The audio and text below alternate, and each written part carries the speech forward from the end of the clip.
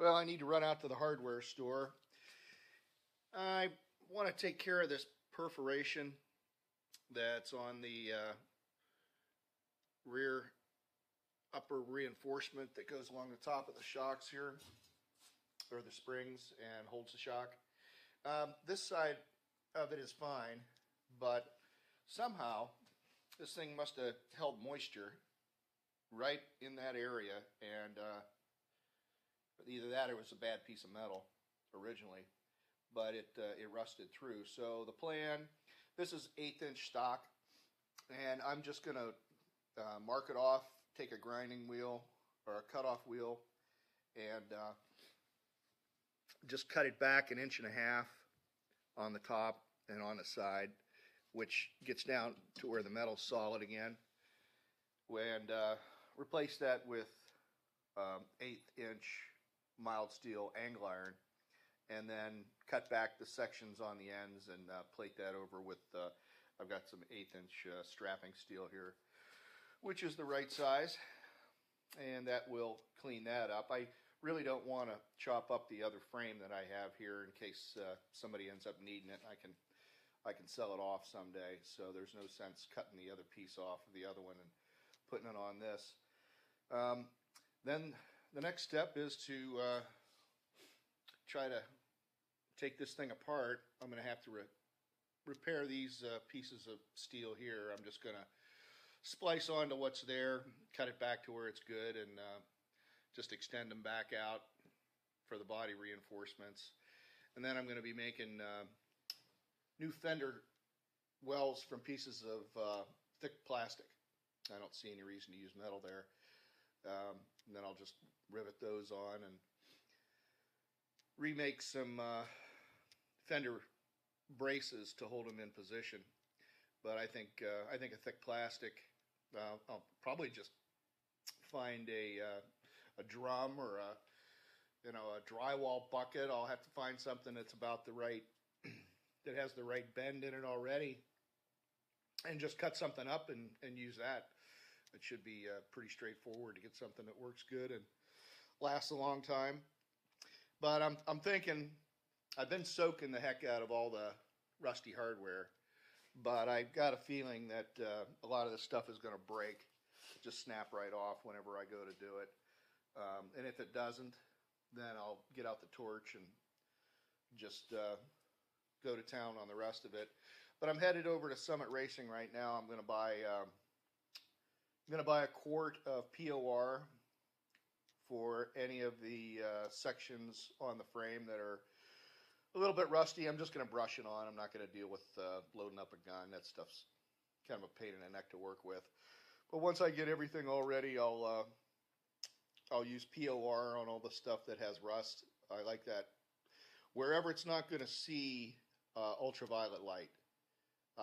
My experience with POR in the past is if it sees light at all, it turns chalky and it gives up its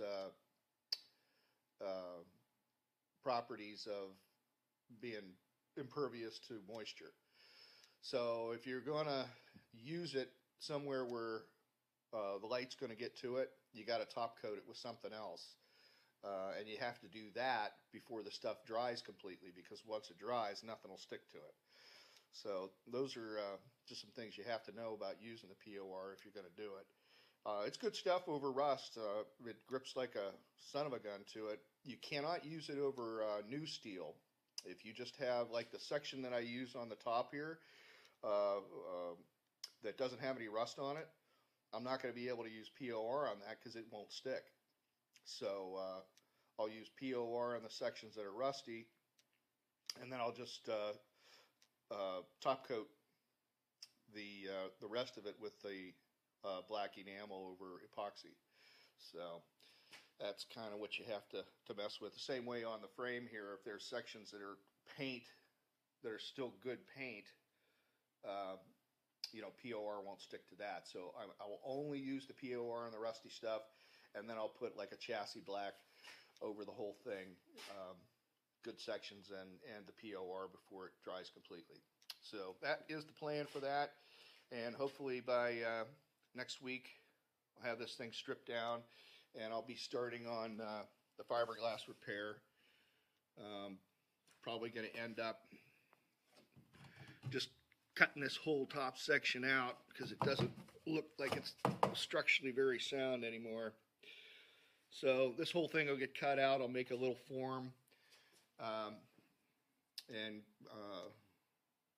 turn it upside down so I can put some gel coat in the bottom of it and lay in some fiberglass. And then I'll probably reinforce this top section here with a little piece of marine grade plywood. I'll make a couple of strips of that go in along the top. So if I end up attaching anything to this and where the bag mounts go through and that, it won't break back. So that's the plan. That's where I'm at, and headed off to spend some money with the 2 quarts of paint, which is way overkill, but I always like to have more than enough. 2 quarts of paint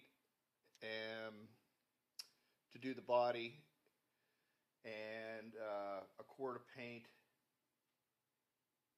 to do trim, and another quart of paint that's going to be used to do the bumpers and all the chrome in like a black pearl, and all the reducers and that, or activators, reducers, and then I got 2 $16 solenoids that I'm going to be using for the key switch. In case this one's no good, I'm not planning to stay with the original key switch. It doesn't work very well right now. It catches. Sometimes it doesn't turn on and off. So I'm just going to go to a Yamaha G1 electric switch, 3-pole, and wire in the relays and do that. So anyway, those 2 relays are another $30, and all in all, it's like $210 for all the materials to get this thing in paint. And then, of course, there'll be some more money for materials when it comes time to do the glassing. So that's how that's shaken out. So there's the update. And when I get some more work done, I'll make another video.